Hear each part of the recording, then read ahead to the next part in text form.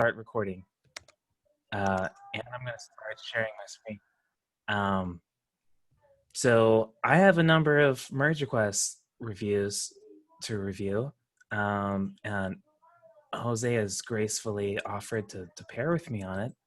I haven't ever done this before, so I'm looking forward to it. Same. Yeah. So let's do, I did just get back on this one, and that one is in the pipeline's running, so that one should be fine. I'm just going to go up and we'll check it out. Oh, this one would be really cool.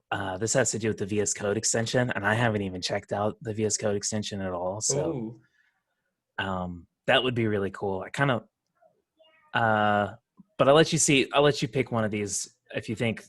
Here's one about removing unused HAML templates. That sounds really straightforward. I'm down to whichever you want. Okay, let's save this really interesting one. We'll whet our review appetite, and then we'll let we'll save some of these that VS Code one for later. Okay, so let's check this out. All the HAML templates under this are no longer used. Oh, and it's a diff app, so chances are you're already migrated to Vue. Yeah, they aren't mentioned in the code base, and the root controller was changed in the past to JSON only, which means these templates can never be reached. Wow. Ooh. That's amazing.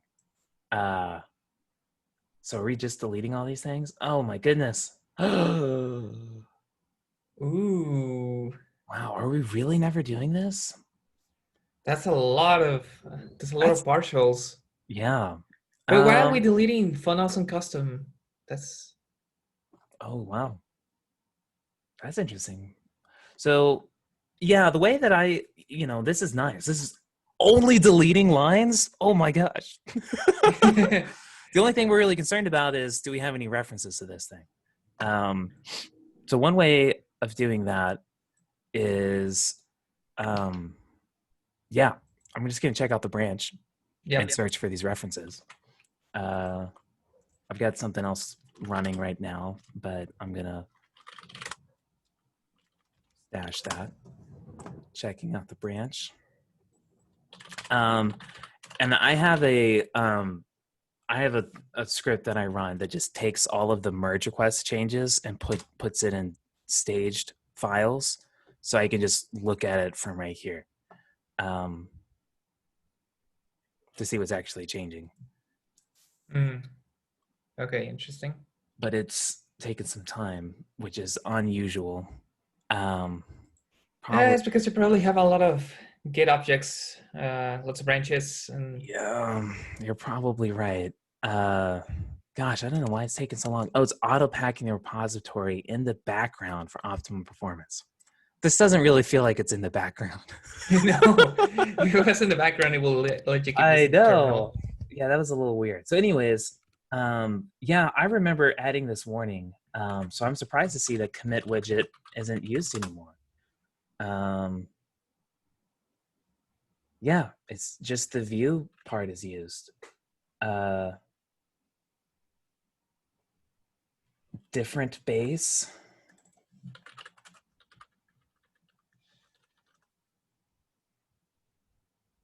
Oh, we have one. We do have one. This is a helper. This is not the view. But you see, this helper isn't even used. Yeah, it's not even used. I could probably say that needs to be deleted. I would say that could be deleted. I'll go ahead and make another, and this isn't, I would say I'm not going to block the MR because we didn't delete everything we could have deleted. But I will delete it and make note of that change so that we can even open up a follow-up MR to make more deleting of stuff. Gotcha. Do you know what this file is? I have no idea what this file is. Well, it says on the comment at the top, but basically HAML lint creates a bunch of to-do items. Oh, okay. So in case you were skipping on your HAML linter, HAML lint to-do basically keeps track of all the things that you skip rules on. So you can come back to it later and fix it. Oh, okay. But we got rid of this, so Yeah, maybe probably in the next HAML lint, probably a master. you think it'll like th- refresh itself. I That's think so, okay. because I don't think we should mess with that file. Okay. This is a little scary. This one is just called diffs. Uh, so one way to see that I would test if this HAML thing is rendered is adding a string ending thing to it and looking for all, but diffs is such a broad word that I know Yep, it's going to be hard to find it. I could also add a render thing in front of it. render JSON. That's the controller that he mentioned. Render, but this is coming from projects, merge requests, diffs. Is this it? Project Control merge spreadsheet requests, command. creations diffs, Huh. projects, merge requests, diffs. Maybe I could see, hey, do we ever do a diffs thing from within a diffs thing? Oh gosh, I don't know what I'm doing anymore. I want to get out of this view stuff. You can exclude them if you're not interested in the view stuff. Just say file to exclude and just Oh, say you're right. You're right. There it is. Yeah, I could do that. This is talking about the current controller and stuff, and I guess I'm not concerned about that. I don't know. What do you think? Do you think we've searched it? yeah. I mean, for example, that controller says if we're in the comment controller, then render two buttons, but with different paths. And if it is the other controller, same buttons, but again, different paths. Mm-hmm. That should be fine. Yeah, and we're still not referencing this thing at all. Um, Seems nice. Yeah. I guess not all comments displayed. Yeah, I can just look for not all comments displayed. Is that the name of it? I want to double check that I got the right.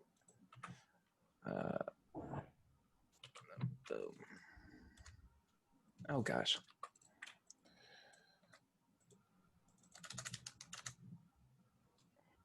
Yeah, that's not even a thing. Nice. Yeah, this is all old stuff. I guess this is the old merge request diff stuff. Version controls. That's gonna throw some JavaScript stuff at us probably. Oh no, it's not even. HAML. Okay.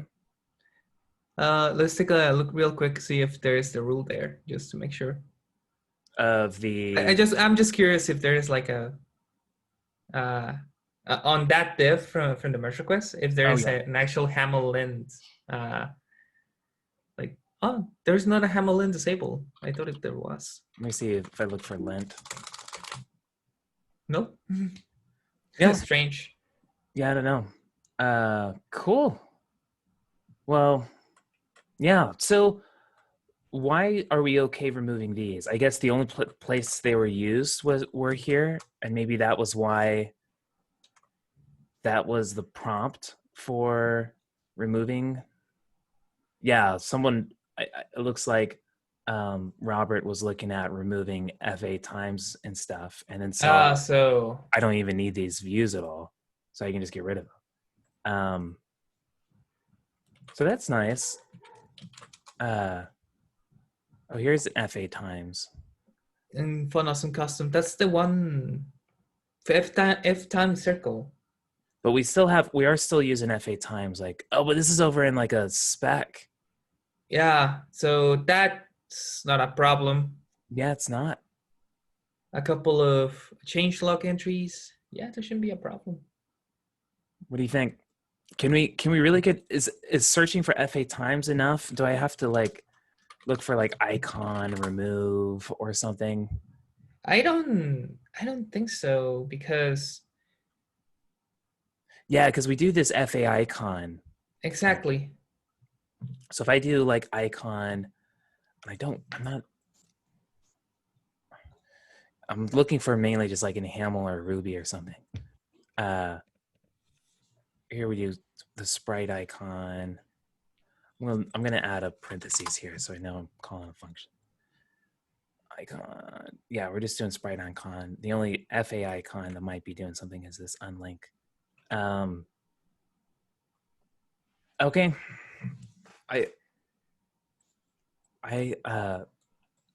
The only thing happy. that I would do as Yeah. a maintainer before, because this also looks good to me, but I will run as if FOSS, that's the command.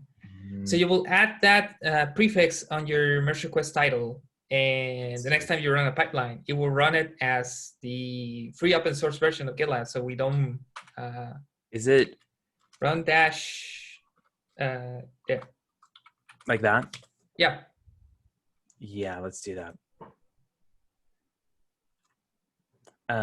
That's a good idea. I was hoping to. Oh yeah, we do have a review app. Okay, because I was gonna just double check it. Wait. We're recording this. We are recording. Yeah, but I'm not gonna. Thank you for stopping me. But I should be. Oh yeah, I was about to show the. All right, I'm gonna stop sharing my screen real fast. Yeah. Thank you. I appreciate it. And yeah, I don't know what I was thinking about doing. All right, I'm filling in our QA thing. All right, there we go. It's been filled in, and one password is closed. And I'm looking for one with the merge request. Oh gosh, what's wrong? Yeah, the problem with Ruby apps is that they're ephemeral. So. Oh yeah, well, kind of. Yeah, I'm feeling that.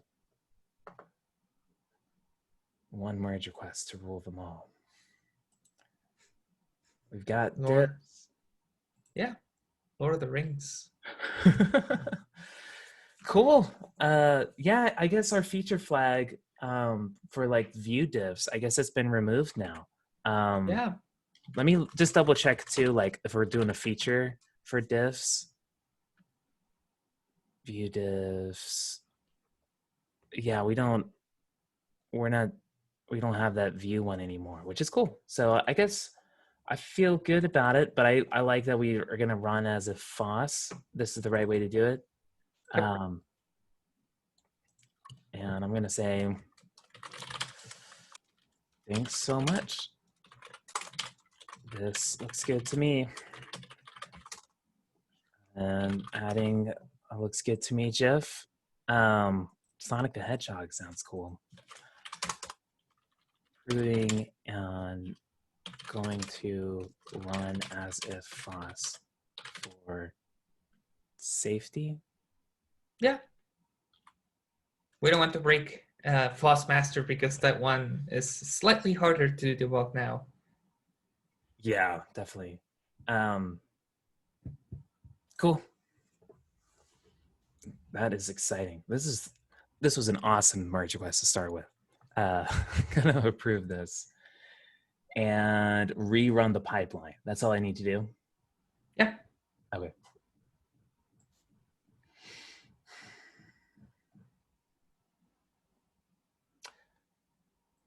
But we did find that there was some more things to remove.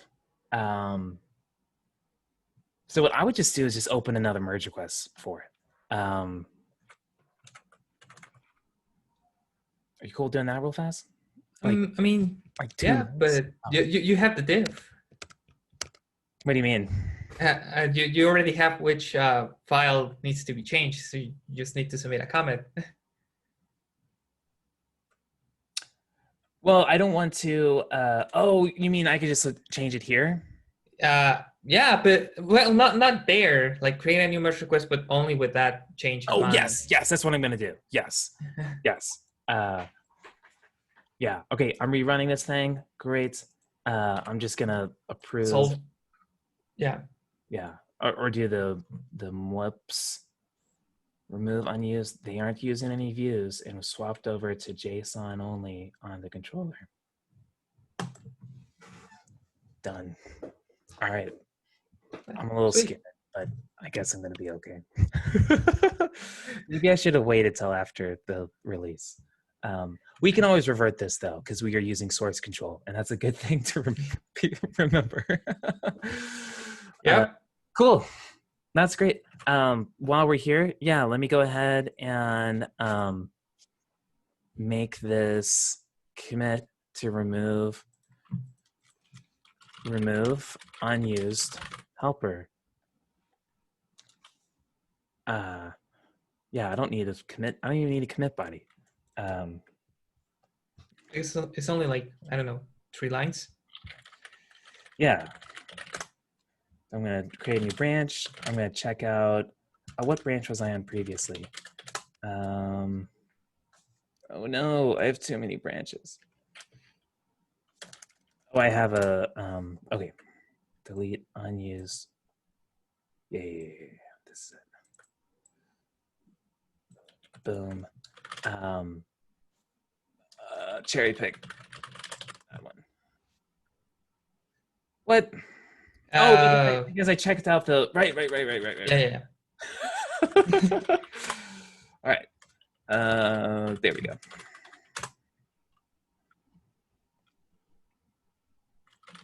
Sweet.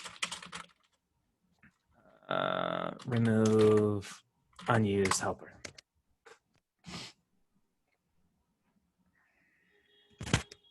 Gosh, sometimes it's so slow. Okay. I'm gonna try not to let that bother me. All right, that one's done. So add loading state to confirm changes button. I think I was looking at this one. Let's see. Oh, I must have left a patch.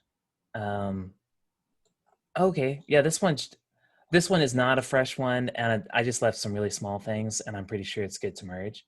So for the sake of keeping our time interesting, not like this isn't interesting, but I'm gonna. Oh, it's Andre. He's on growth now.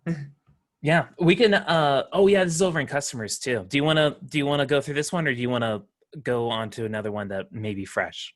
Let's do a fresh one. Okay. So I'm gonna go to the next one here.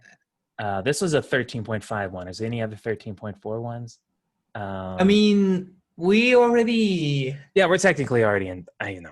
Yeah. You bring up a good point. This one has been waiting for a little bit, so I am going to check out this one. All right. Oh, cool. I just got this thing going. Remove unused helper while reviewing. I lost my tab for this. So I like to keep my things that I'm waiting for. I kind of push them over here on my browser.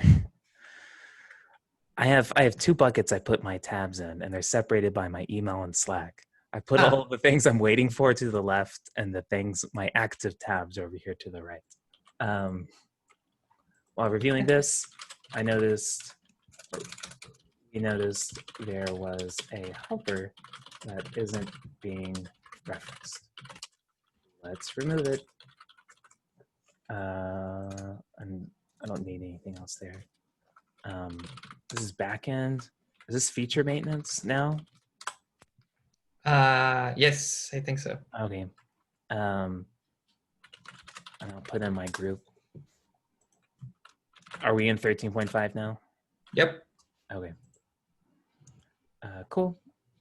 Submit that, and we'll wait for our review bot to give me a reviewer. Add info line to registry title area. MR adds the title area shared component the capability to display info messages. A text plus a link. The component is able to display both formats. Is then wired. Okay. Oh, there's no visual changes. Oh, it's just updating the component. Okay. Cool. All right, I'm gonna say I'm looking at this now.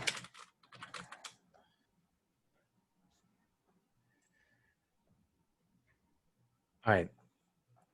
So I personally have and please correct me and admonish me for not dog fooding our product. I personally have a hard time reading diffs and the merge requests.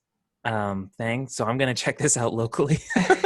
That's fine. I usually prefer the parallel view instead of the inline view for merge requests. And maybe that's my problem. On the gear, there you go. Yeah. So Side by maybe side. that's why I have a tough time with it. But still now it's like just so small. Yeah, I just collapsed the file. I also collapsed the file browser to the left. This thing. Yes. Okay. I like the file browser. That I do like seeing that. Okay. I'm gonna try to do it in here. And if you start seeing me get upset, then I mean, you can do it on Visual Studio Code if you prefer. okay, we'll check it out. Yeah, something's wrong with me. I'm having a hard time reading it. So we're adding a now. See, so this is what bothers me. I can't even see if like, are we adding a computed? Are we adding a method? I don't know. All right, I'm checking it out. I know I could expand the stuff. I know. It's fine. It's fine. I'm not being a good dog fooder.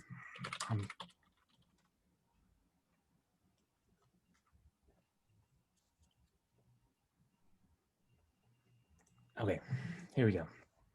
We are getting rid of sprintf and Okay, stuff. that is raising a small concern of mine. Why are we removing it?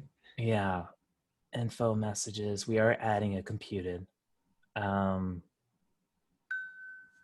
I imagine, yeah, I imagine title area is now doing the sprintf stuff. And so this is just, okay, over here, we were doing all the info. Let me check out title. I'm going to plan on coming back to that. But yeah, let me check out title area. Ah, okay. You moved the message basically. Right. Okay. Did we move all of this too?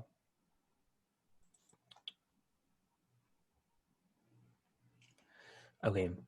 So one interesting thing that I like to do when we have like a block that's clearly moved from one place to another place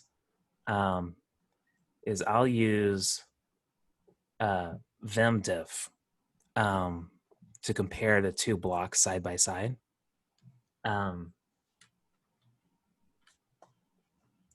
But that might be a little overkill right now. I do want to kind of understand what's going on here previously. So it looks like at the bottom of all this stuff, oh no, this is just rendering just the title area. So yeah, this is saying there should be no visual changes. Yep. So over here, what we're saying is, we have the prop. Yeah, let me go ahead and do that just for fun. So what I do is, you can run.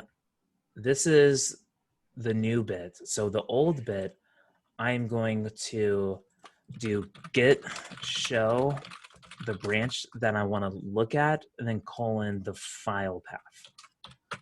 And then I'm going to compare it with what's on disk right now. And now I'm seeing the two side by side. Oh, nice. But what I'm going to do is I'm only really concerned about this bottom part. So I'm going to delete everything up to that bit.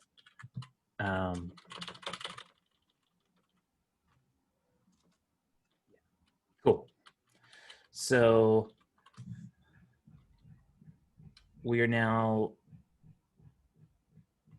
loading spans. Previously, we had two different spans we loaded. So basically, okay. So previously, we had a span, and we did this sprintf thing, and then loaded it through there. Yep. Passing in the doc link. It looks like doc link is the only variable to our message.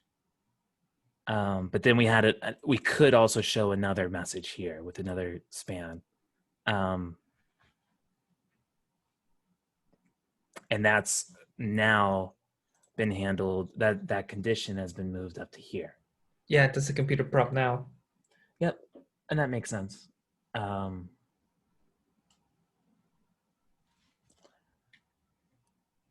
but we moved our, oh yeah, okay, we're still importing these messages, but we moved them. We don't have to expose them to the template anymore, which is cool. Yep. It's nice. And these are still coming from doclink, geolink, target, blank, content, href, message, dot link. Yeah, that'll, and it's expiration policy, help, page, path. Okay, that all sounds nice. I'd like to, I think also looking at the tests and seeing how the tests have changed would be helpful at just confirming that this is done. But this makes sense. The one thing that's sticking out to me is like previously we had it wrapped in a paragraph. Yep. I see we lost that.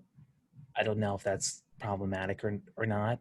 Um, I mean, we should probably ask for screenshots because paragraphs sometimes have some other kinds of they styling. do, yeah. No, they definitely do. So I would imagine it did actually cause a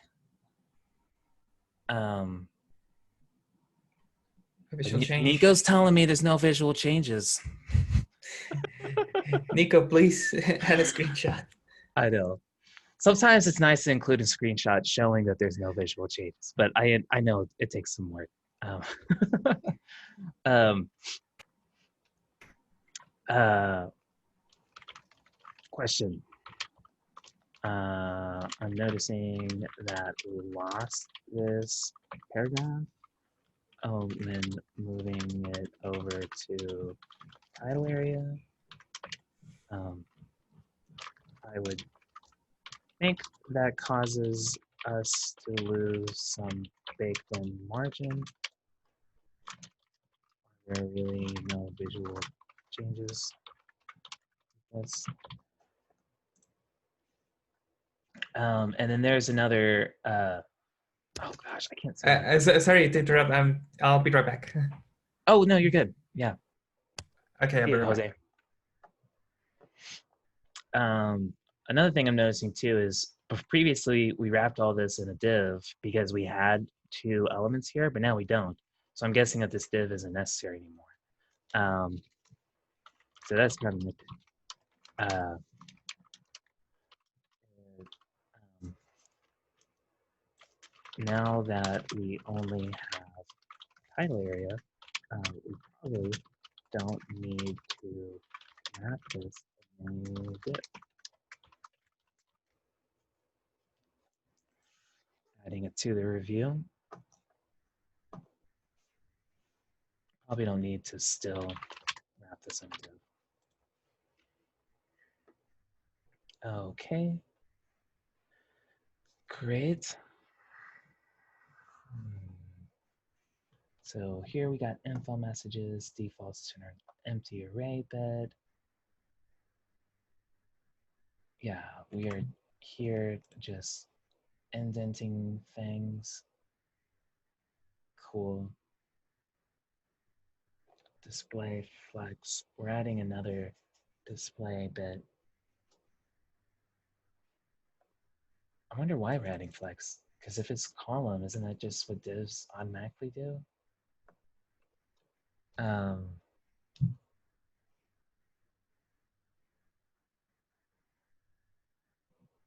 okay. All right. Oh, look. There's a snapshot.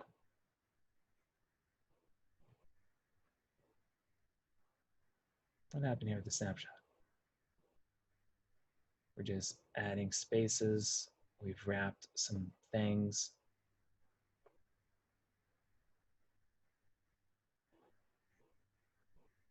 And that is it. This doesn't include anything about the messages, does it? I look for info message.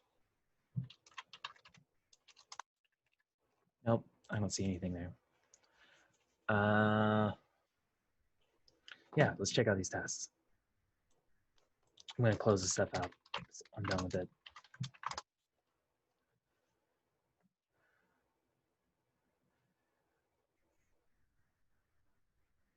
Info messages.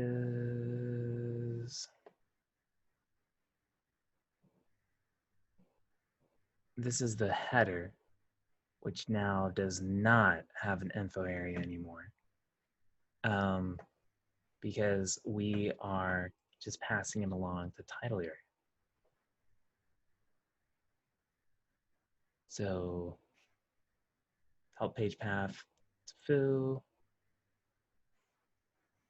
and we're wanting it to match this intro text and find things, but now we're just checking the prop that we passed over to there, which is cool. Here. Okay. All right.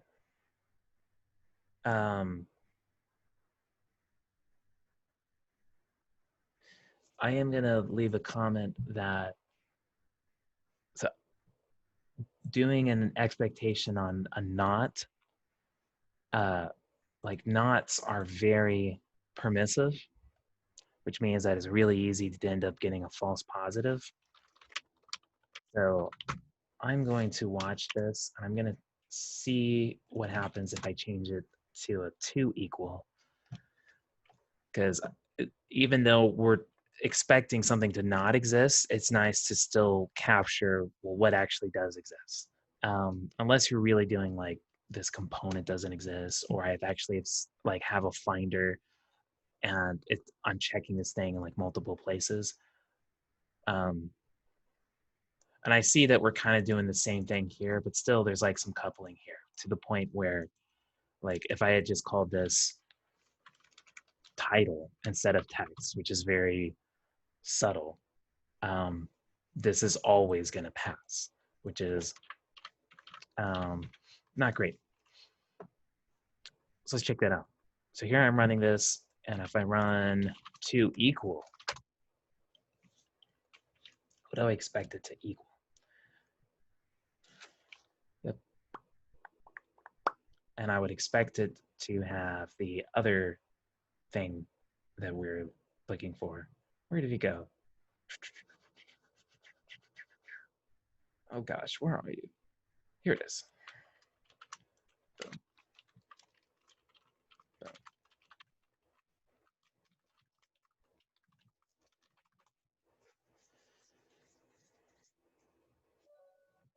Oops. Cool. And I guess we don't have fill because we haven't actually, we're not actually passing it in. And that's fine. I'll just get rid of it. That's fine. Okay. But over here, instead of doing the 2 equal array containing, let's actually just assert expiration. Yeah, let me copy all this. Boom.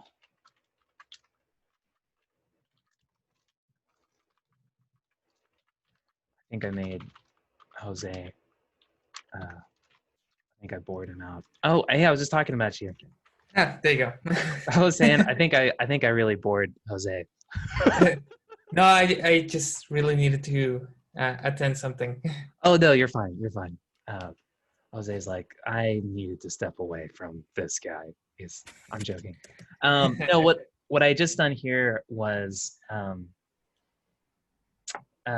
previously we are doing this expectation to say, hey, we expect us to not equal that we're containing this, and this is like a super permissive expectation, because if I had even like typoed something here, it's gonna pass. Like there's very rarely will it not pass. We did then copy these lines down here, so we were doing it's not over here and it's 2 equal over here, but we're still missing, like we still haven't captured that, oh well, this other one still exists during all of this. Right. It's like I strongly would prefer to use a 2 equal matcher versus a not 2 equal.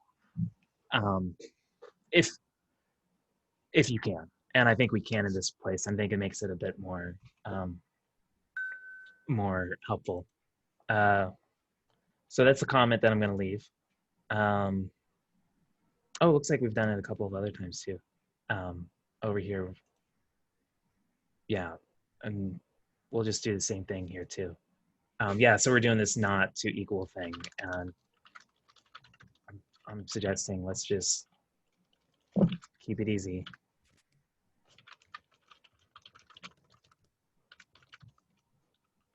Oh no, did I get rid of the thing? I did. Okay. Oh, and it looks like we're doing the same thing over here. Boom. Cool. So we could even, and that would be neat, we could even do a parameterized spec here to suggest that. That might be nice. Yeah. Yeah, let's just do it. When the expiration is message does not exist, message does not exist. This is when it does exist. And then here we says when there are no, yeah, this is the same thing as message does not exist. Yeah, so let's do this. That'd be fun. That might be a nice thing to leave behind. So the way that I would do this, since we do have like some descriptions and stuff here, I usually have a description as one of the parameters to my parameterized spec. Then these are the props we pass to it. And that's it. So for this first one, when expiration policy is enabled, message does not exist. And the props are, so I'm going over here, and I'm just copy what's inside here. Uh-oh, delete to the word. Yep, join that. Cool. Okay. And so here is when I'm going to put my description, pass in props, mount the component props, boom. The next one, when the expiration policy is completely disabled, it looks like it's the same thing, except we've done this hide expiration policy data to true. But that's weird that we're, I think maybe would we expect this one to be false? Because I'm looking at, yeah, here with these two props, it's not showing up. So why would adding another prop make it show up? Let me run this. Double check that I didn't break anything.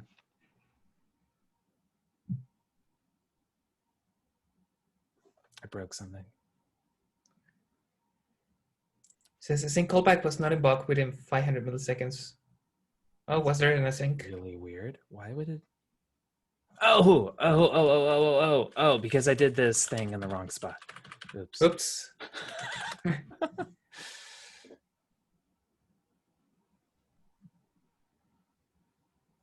There we go. Yeah, but I kind of wonder, looking at this one, I kind of wonder if what we really intended to do was like something like that. I think that's what we intended to do. Yeah, but okay. Here's probably a question for perhaps another time, but I think one of the props that we sent to that object might not be named correctly, because if expiration policy is not enabled, and then you say hide expiration policy data is true, I will prefer a different name just to understand that we're actually, because if we're disabling right now, it says it is completely disabled, false and true, and true, right? Because one is about hiding it, and the other one is about enabling it. Yeah. If we're just saying that if we completely disable it, just by having the first one on false, it should pass. That was a very smart observation. Yes, we're trying to capture. It looks like we're trying to capture this condition. Yes. So let's double check that we've done that. This is going to be, we want to see when this is true. It is, so if we're not enabled and images count is greater than 0, and we're not hiding the expiration policy. So it's going to be false if any one of those are false. Wait, yeah, but these ones are not. So, okay. So if they're true, so for some reason, if expiration policy is true, this is false. We don't show the tip. Yep. And So it's that because makes we are sense. using and in this case. Right. So one way to approach, and one way that I would approach like testing this out is I'm looking at some of this stuff. Yeah. So what is the case that makes it true? This case makes it where it does show up. And so then I want to just flip the other bits. I want to do one where images count, and that's what this one is checking over here. I want to do one where when there are no images, So I want to do it where a was false, but image count is 0. Like that one should pass. Yep. Yeah. And if I was going to do this really well, like I would also like to put in here, like, here's the expectation. Like these are the values I expect. I expect it to sometimes show it up and so expect it not to. And then it makes it so obvious of here's the one that works. And then did we check it out when we flipped the other bits that it doesn't show up. So I'm concerned about how long this line is getting right now. So I don't want to totally, and I don't want to spend too much time on this. Yes.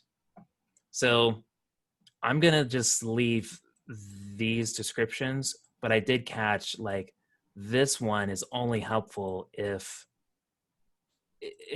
we've done false and one and checked this one. And I think it's worth, and that's something that showed up because we moved it to parameterized spec. And I think that's worth bringing up. So I'm going to bring it up. But I'm going to delete this one because we've captured that. Now the way I do this, yeah, so let me check here. So I've left,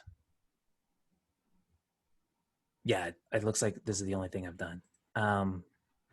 So I usually will just git diff. Oops, I'm not doing this right. I usually just git diff this, and I just copy the patch to my clipboard and paste it in the comment. Does that seem helpful to you?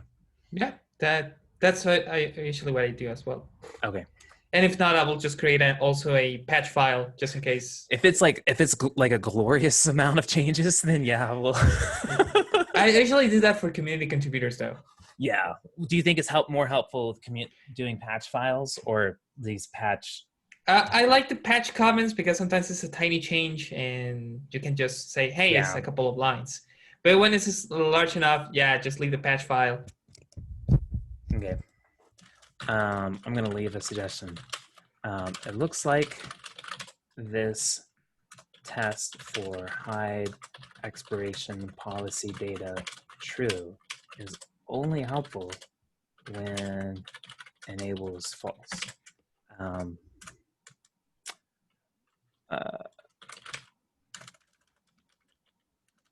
We have an opportunity to use parameterize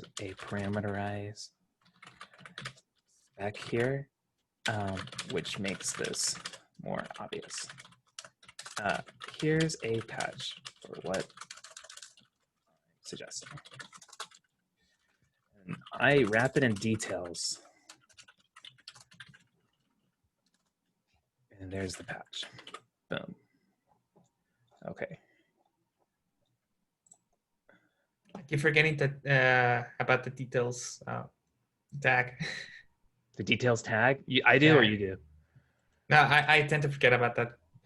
Yeah, I find it to be helpful at reducing some noise, but I don't do it all the time. Sometimes I go really far, and I'll add below this, and I'll say, you can apply this patch by running by copying it to your clipboard and but I think I've already sent patches to Robert. If I'm not sure someone has used patches before, then I'll just leave it once. And I usually do that for like community contributors or something. This is what bothers me with the parallel view. because I think I really wanted to comment over here. Is it going to comment in the same? Yes, it's gonna come in the same spot because the line shows up in both places. Oh, okay. All right. Cool. I am, while we're here, I am super stoked about the test coverage and stuff that we've done with this. So I'm going to leave a, oh, but I also forgot to mention, oh yeah. I forgot to mention I did all that 2 equal stuff. Yep. What does this patch do? Previously, we were doing a not to equal expectation, but this is a very permissive expectation and can be vulnerable to false positives. Looks like we can strengthen our test easily by using to equal.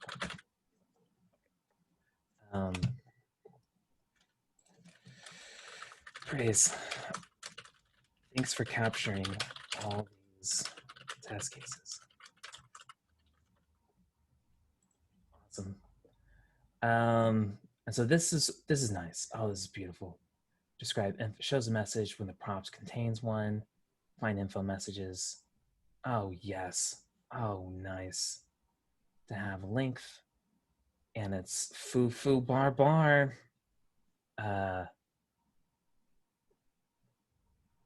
Fine, and it can have 2 of them.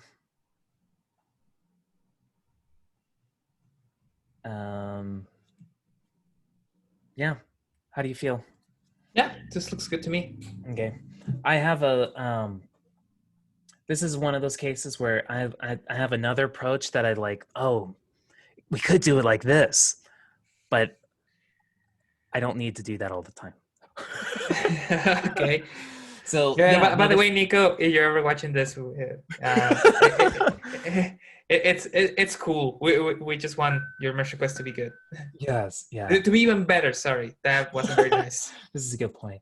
I think, but here's the thing too: is I don't review this reviewing process as like, even though we have approvals and stuff like that, like I really want to emphasize this is a collaboration effort. Like we're just collaborating on it. Anyways, cool. Yeah, I have some small comments here, but then we should be good to go. But it looks like Nico created it, but would you mind doing? Oh, he did create it.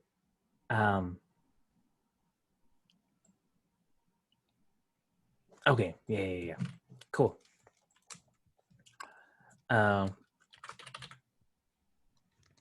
So, for this MR, left some small comments for your consideration. Back to you. Okay. And Nico may be like, forget you, Paul. Never gonna sign you an MR again. Do you have a few minutes? Do you want to check out this VS Code extension one? Yeah, let's do that one. I don't even have this running. Same. I need to get this running locally. I really want to. Looking at this now, but let's just check out the code. I don't think I even have the project cloned. We test that the pipeline status bar item gets correctly populated. Seems a bit finicky, but they are reliable. Looks when they start failing. Okay. It's not really easy to write, but VS Code debugging helps a lot. It's very cool. I know I'm gonna want to review this locally. Do you want to do it on your screen? Do you want to drive it?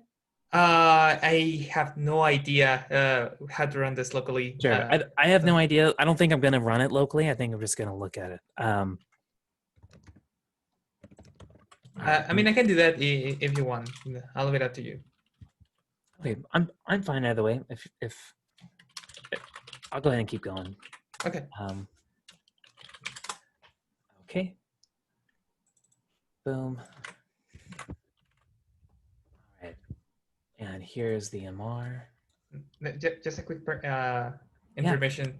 I just realized that Nico is not on the call, and we just reviewed a Nico's merge request. Oh, Usually Nico comes to that's true. this call. That's true. What's gonna happen? Yeah, I hope he retaliates by like recording a live stream reviewing one of mine and is like, gosh, this guy. But yeah, I think that's hard to do. I think it'd be hard to review someone and like have them be there. Not just because, not because it's like anything personal, but I think it's just be so hard not to create all the discussions. Like, I feel like you'd have lots of discussions that would be generated. Right. And not like that's a bad thing, but it's just maybe some of these discussions, it's really good that they're asynchronous. Yeah, that's fair. Anyways, yeah, okay. So I checked this out. I'm gonna run my little script. Oh no, we are doing origin main probably. Are we? We are. Okay, I gotta change my script then. Whoops. You need to make it configurable to change it to specify what's the main branch. No, I may have done that. Oh, I did actually. Yes, I do. Okay, let's see if I can do that. Git review MB main. Nope, I didn't do that. Okay. Oops. Okay. I gotta figure out how to do that.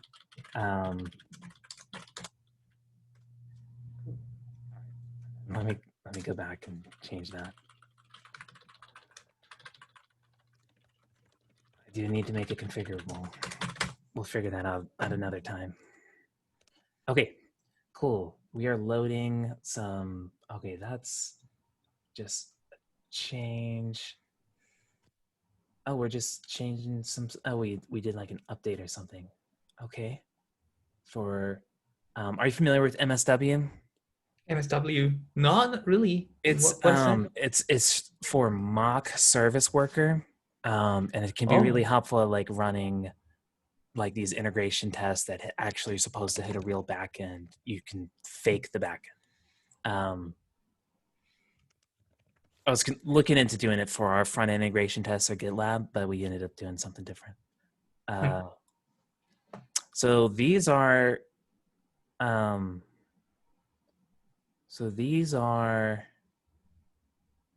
production code changes.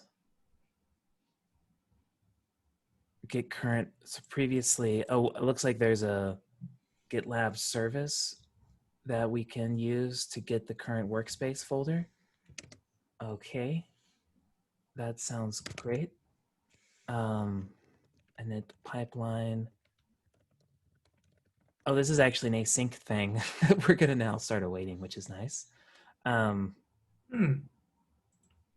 That's cool that we're actually using like the newer JavaScript features in a contained project. Yeah. Yeah, and I'm excited to start learning more and more about the VS Code integration stuff. I really, really, really want to bake in my whole workflow I do here into the VS Code. Like that would be amazing.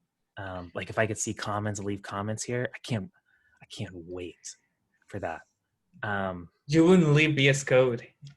I would not. Yeah, I probably wouldn't. Yeah, here's another one.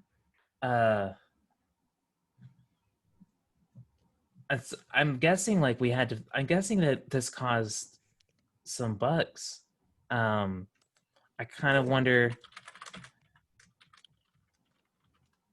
Are we sure these other ones don't have that? Init pipeline status, a refresh pipeline. So wait, why? Ah, okay, never mind. So refresh pipeline is now a sync method? Well, I think it was already async, but we didn't. Yeah, it was already async, but I guess we weren't actually awaiting for it. Here's another interesting bit too. So we're creating the pipeline status, and we also set this interval for every 30 seconds. We're going to try to refresh the pipeline status. Yep. But we're not awaiting that one because we want it to be async. Okay. Yeah. Are you familiar with reactive extensions? Reactive extensions, not really. I Or haven't worked with RxJS. RxJS. Oh, okay. Yeah, that one. Yeah. They have baked in, so it's like a whole nother paradigm, but they have really baked in doing like these kind of non-deterministic stuff of like, we want to pull something and that thing's going to run an asynchronous thing. I Does it mean, really, really well. Like where I can pull it, but don't do it again until the thing finishes. Like, and that's the scary thing that could happen here is since we're not really waiting for anything, we trigger it, it takes forever, then we've triggered it again, and then now there's a race condition of what happens. And reactive extensions helps just everything go through one stream, and it's very esoteric because it uses some very specific like function names, but it's once you grasp what can be automated there and just abstracted away is really nice. Anyways, I'm just ranting about nothing. isn't that, just to continue to rant a little bit? Isn't that how Rust does it? Because Rust is the one that kind of advocates for this kind of thing where Ross, everything is type safe. Rust, as oh, in Rust. yeah. That's a really good question. So Rust, I would say Go reminds me more and so reactive extensions is like a polyglot library too. Like you can use it. They have like a Java version and it's everywhere. Um, I would say Go has a like baked into the language. It has this thing like called channels, which are kind Oh, of like okay. observable streams. And so I would say Go is a little bit more like that. Um, but like RxJS is, and so let me see if I can find RxJS polling thing. API or interval. Oh yeah. So like all of their methods, like they all have these like marble diagrams of like how they get hits or whatever. And so like here you're creating an interval of whatever. And so none of it actually is going to take place until you subscribe to that observable. But you could do something like, okay, we're going to create an observer that we've this marble is going to drop every 1,000 milliseconds, but then we're going to map each one of those to an asynchronous call. Then we're going to like join it somehow and like make sure that we don't drop another marble till our previous one was done. But it just you end up with just this huge chain of like, it's a very functional kind of approach to things. This isn't a great example of that.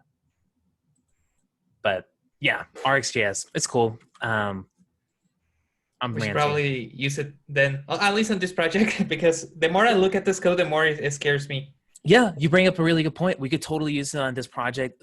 There is a cognitive overload with it though, and like but Angular, like their framework uses RxJS, like Yeah. that's baked into it. And it because it does abstract away a lot of this manual managing of non-deterministic things and state. It abstracts that away, which is really nice. But the abstraction is a little hard to wrap your head around, especially. But what I really hope to do, since we're talking about this more, I would love for our polling library to be rewritten just using that, so that I don't have to use Rx, but we've rewritten the implementation so that we're not doing any of this by hand anymore. Anyways, yeah, I'm completely ranting now about nothing. Okay, we got to fix me something. Returns current, but it needs token service as a dependency. That is kind of hard to understand. Yeah, So I don't know what token service is. Get service returns current instance URL.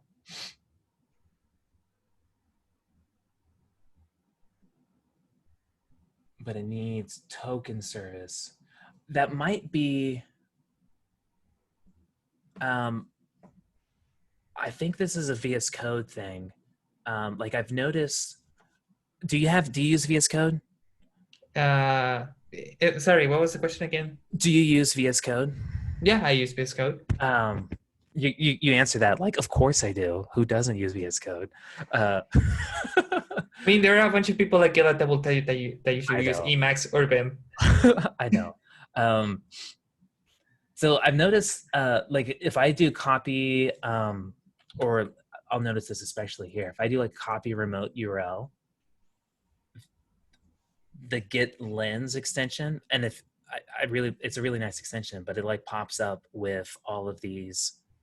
Okay, what remote did you want to actually copy from?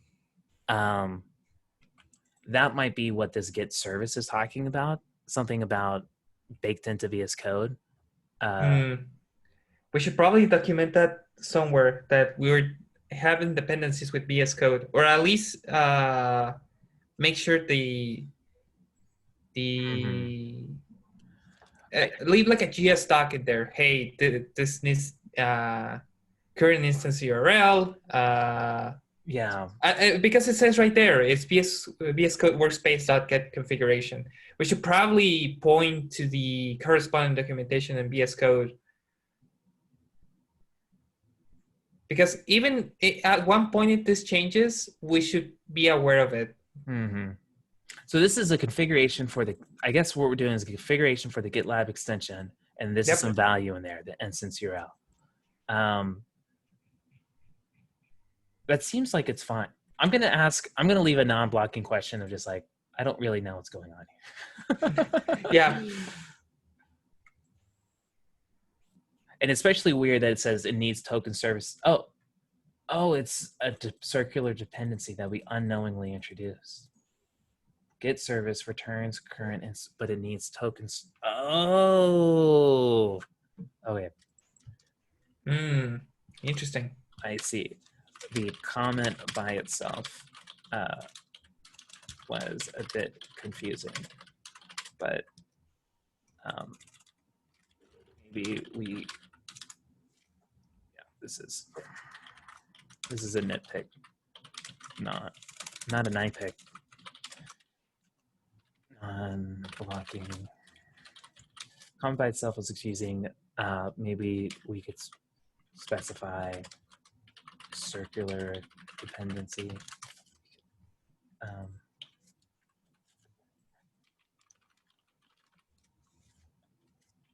So that it's a bit clearer. Okay. I'm just gonna leave the comment right now.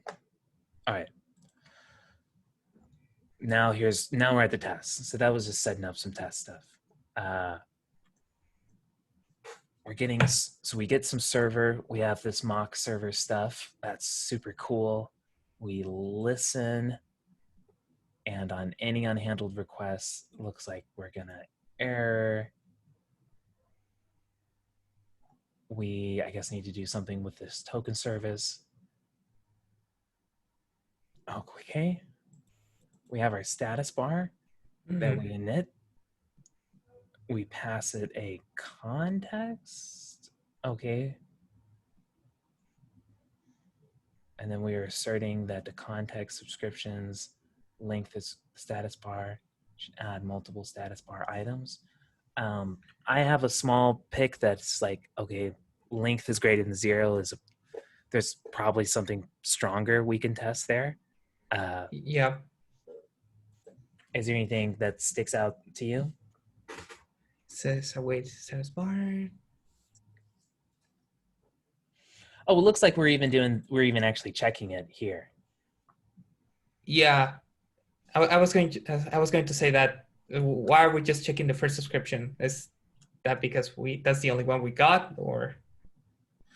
Yeah, that's a good point too. So going down to here, it shows correct pipeline info for the branch. See, this init does the work. It will, amongst other things, fetch all pipelines for the master branch. It will then ask for details.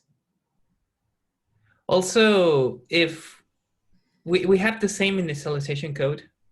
Shouldn't that be before each? Yeah, I'm kind of thinking we just need one test here too. Like, so we might not even need a before each. Yeah. Also, which that doesn't look like Jest to me, or is it? You bring up a good question. I think we're using our own assert, a different assert library. Okay. I don't really know 100% why, or oh, it's because, oh yes, because of this integration test stuff. The integration test is in it. I think it is using Mocha. For Okay. unit tests, I think we were going to use Jest, but I think this one is not doing that. Yeah, that's why it looked familiar to me. It's just like I seen this before, but somewhere, but I don't know where. And I thought you said Mocha. Yes, that was my previous workplace. We used Mocha before. Maybe we could combine all of this and make it stronger by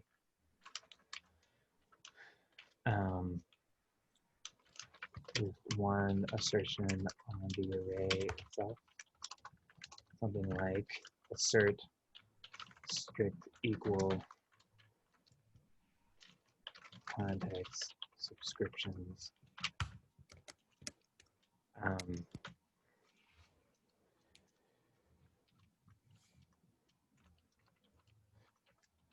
Cool.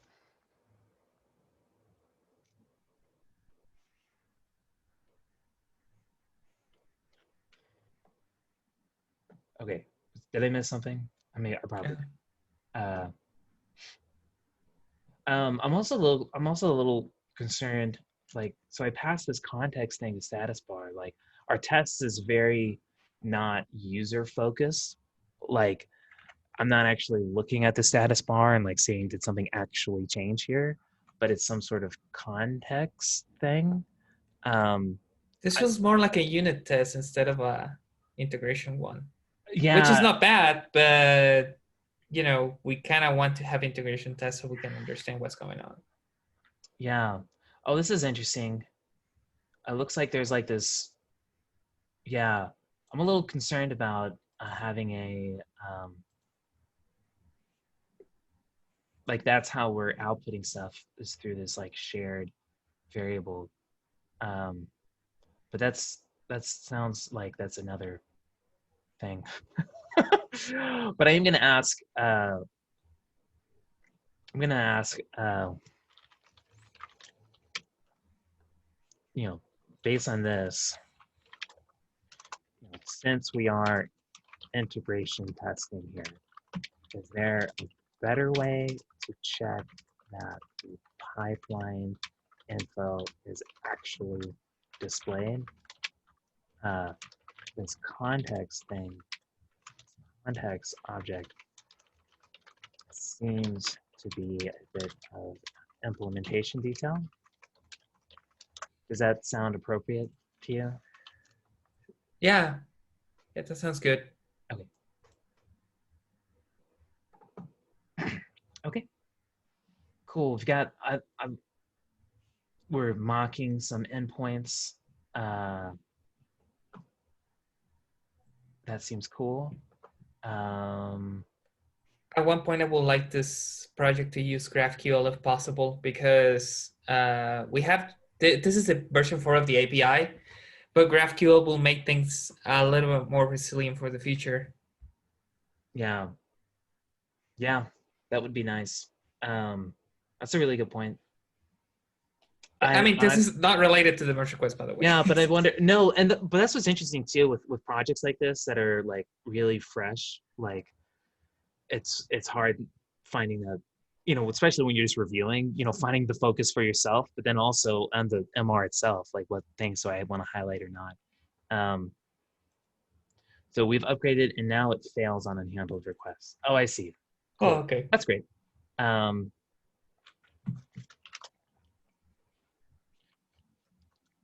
Question, maybe we should make this the default behavior that's set and get served. Okay, that's all I got. I can't wait to start actually contributing to this. Cool. Yeah. Is there anything else that you would add here, or that you're feeling like? I mean, I just wish we could create a couple of issues. One to use GraphQL. Let's do it. Yeah, Yeah. Let's see if we use have issues now. GraphQL. We'll love to use the RxJS one to help with those non-deterministic things because, oh boy, Yes. those are scary. Yeah, that is a good point. Yeah, let's do both of those. I kind of want to label it as like maybe it's like a proposal. I feel Yeah. like that helps. Oh, they want to use TypeScript. Yeah, and that was a conversation as and I think that kind of thing would be super helpful because it was concerning that we had like calls that were actually async, but we didn't await them. Um, Using TypeScript would have caught that.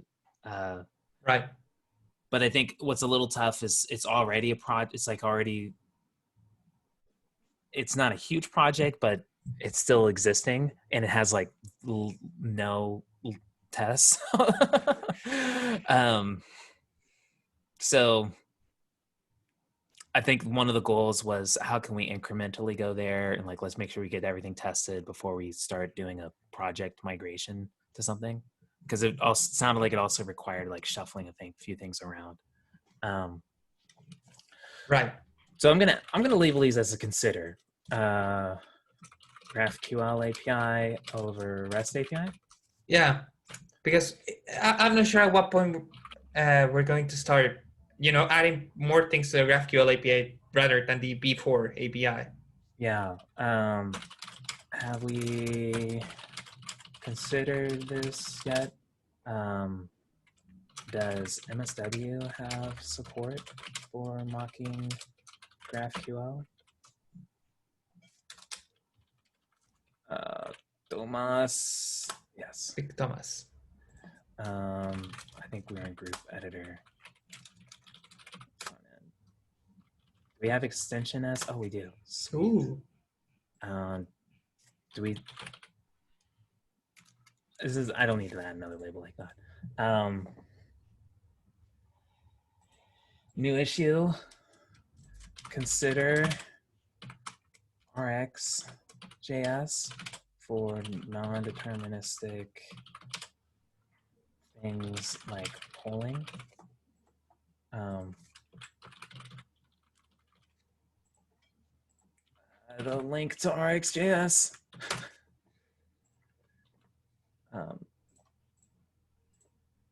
Oh no, too many things. Okay. Notice a where was it? It was mainly in like tokens, or was status bar, I think. No. Was it? I think it was in token Yeah, service. here it is. Oh, okay. Notice in status bar JS that we set up some intervals and various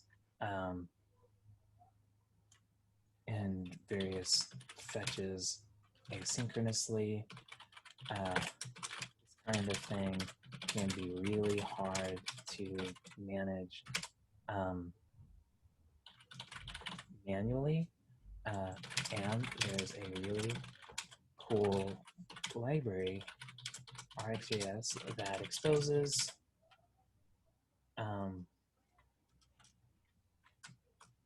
a pattern for creating observable streams that can help abstract some of this away. Emphasis on the really cool. What do you think, Tomas?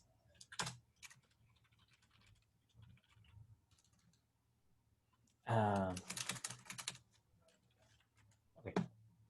Cool. Well, hey, I know we're over, and thanks for hanging out with me, doing some of these review stuff together. We'll ping Robert, Nico, and Tomas if they're cool with making this video public. Yep. But it was fun, and hopefully it's helpful if we do make it public to people reviewing code. And I mean, yeah. I hope that we did communicate at least. I'd say at least in a manner that didn't didn't raise any alarms because I think so. Maybe I'm also can be a little not self-aware at times. So yes, even if we're too, we can miss things. So if Agent did find anything, please let us know. And yes, yes, please do. Cool. Well, thanks, Jose. This was yeah, fun. I appreciate it. I'll catch of you later, course. man. I'll see you later. Bye.